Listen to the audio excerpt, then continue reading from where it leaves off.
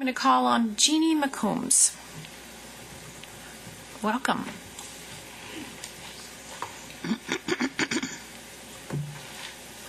My name is Jeannie McCombs. I've lived in Kirkland for about 20 years. I live in the Evergreen Hill neighborhood, which is, as you know, just outside of Totem Lake.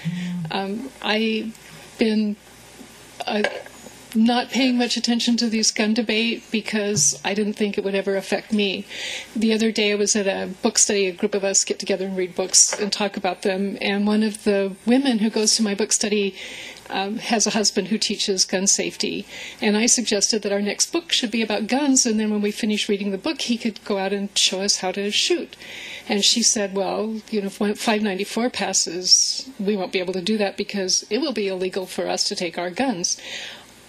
My gun, I don't have any paperwork saying when I got my gun or who I got it from or when my background. I don't have any paperwork. It's a legal gun, but there has never been any law that said that I have to keep paperwork to show that I legally have a right to own that gun. So when 594 passes, how am I going to prove that somebody didn't give it to me illegally? It's really chilling. My friend's husband, who teaches gun safety to the Boy Scouts. He won't be able to do that anymore. I have a gun because, as you all know, Totem Lake is kind of a pit. It frightens me. There's an empty service station. There are empty houses in my neighborhood. The Totem Lake Mall, it's a frightening, to me, it just doesn't look safe. It doesn't look like somebody's taking care of it. It looks like it's going to attract. And then we heard testimony here of people being shot at a football game. I have a gun because I live alone, and I want to be able to protect myself, and I want to feel like it's okay for me to have a gun, and I don't want to have to own paperwork to show where or how I got that gun.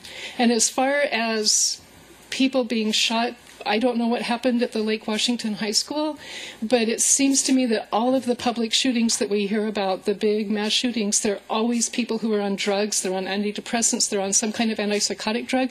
I had that experience in my personal family where a family member was psychotic. He was having hallucinations and he thought people were going to hurt him.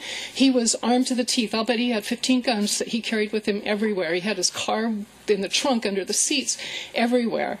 And he said that he was going to shoot anybody who came after him. Every one of the guns that he owned was obtained legally. I-594 would not have prevented him from getting guns. And the police were not able to stop him. We begged the police to do something. They couldn't, because we don't have any laws to protect our mentally ill people and get help for mentally ill people. We turn them out on the streets. We give them guns and turn them out on the streets.